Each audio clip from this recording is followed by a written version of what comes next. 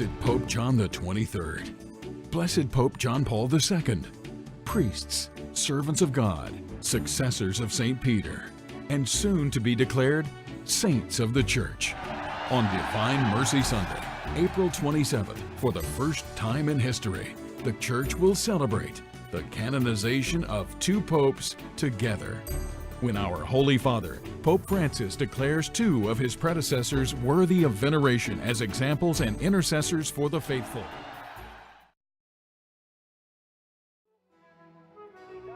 Pope John the 23rd is one of the most influential popes in the history of the Catholic Church. Even though his pontificate lasted less than 5 years, he's one of the most admired figures in the 20th century. And for their similar style and attitude, many people compare Pope Francis to him. Here are some of the key points that mark the pontificate of the man known as the Good Pope. War. At the age of 20, he was enlisted in the Italian army as a foot soldier. During World War I, he was appointed a sergeant and military chaplain. Between 1925 and 1953, he served as a diplomat in 3 countries, Bulgaria, Turkey, and France. While serving in Istanbul, he managed to save hundreds of Jews from being deported. Pope. When he eventually returned to Italy in 1953, he was made Patriarch of Venice. After 5 years, he was unexpectedly elected Pope.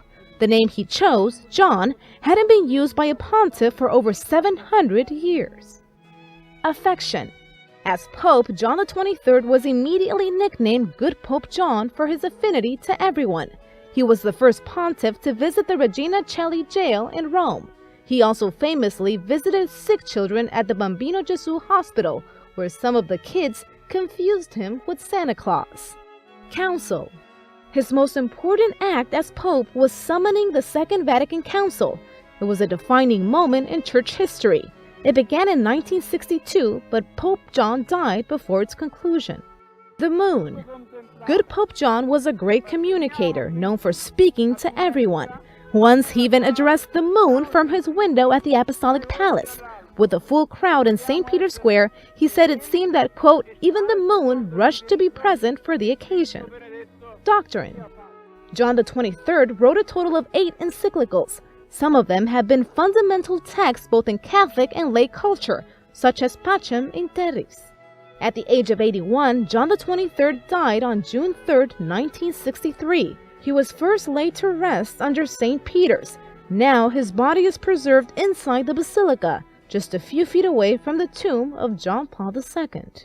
Legacy. It was John Paul II who beatified him in the year 2000. On the 50th anniversary of his death, Pope Francis made a special visit to his tomb and knelt before it in prayer.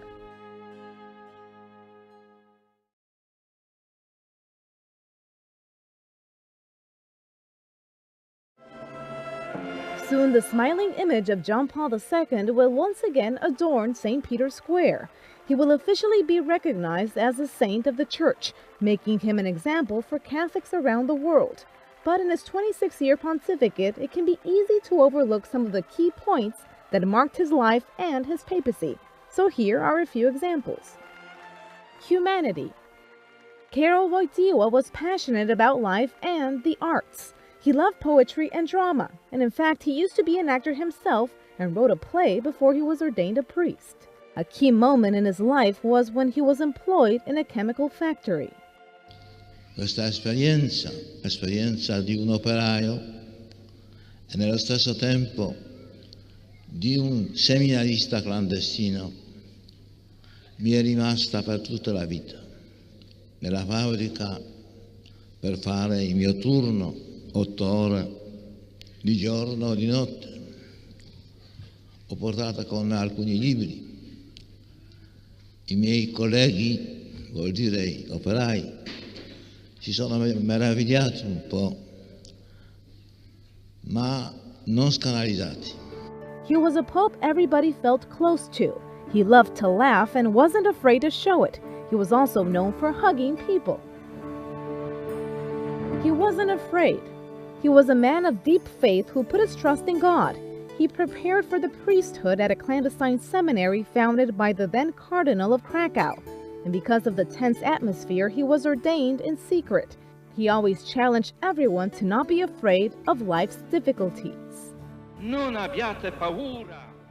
He never denied his health problems. In fact, he would even joke about them every now and then.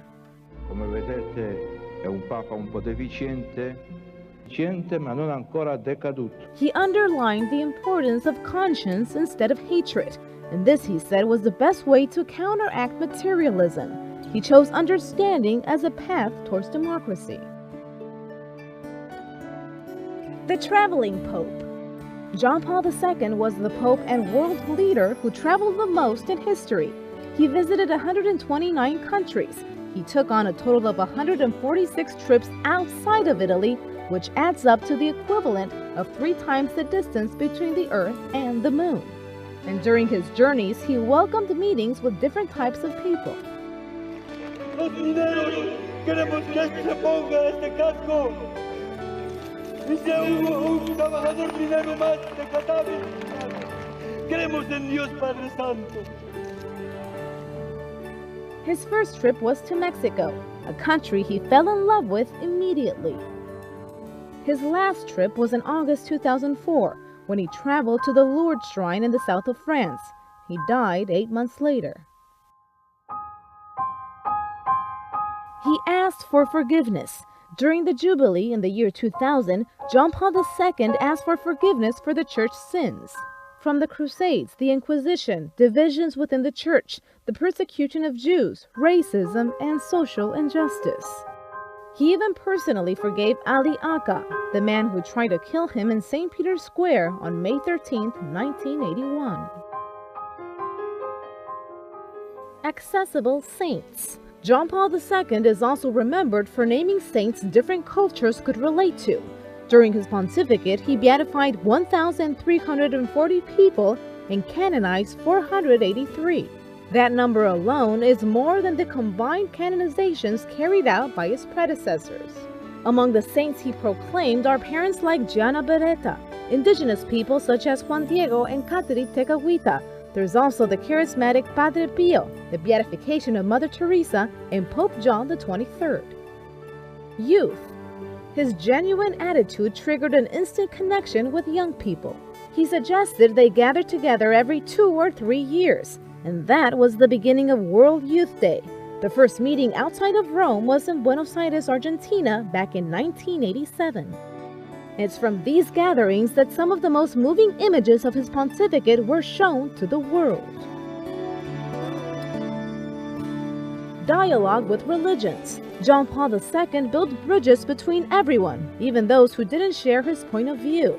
He was the first pope to visit a synagogue and address the Jewish community as our older brothers.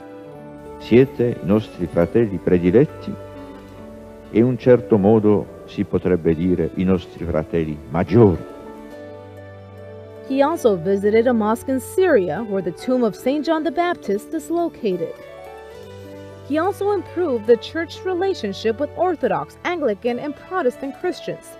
He summoned the leaders of all world religions to pray together for peace. John Paul II has gone down in history for many reasons, and it's no wonder that many already call him John Paul II the Great.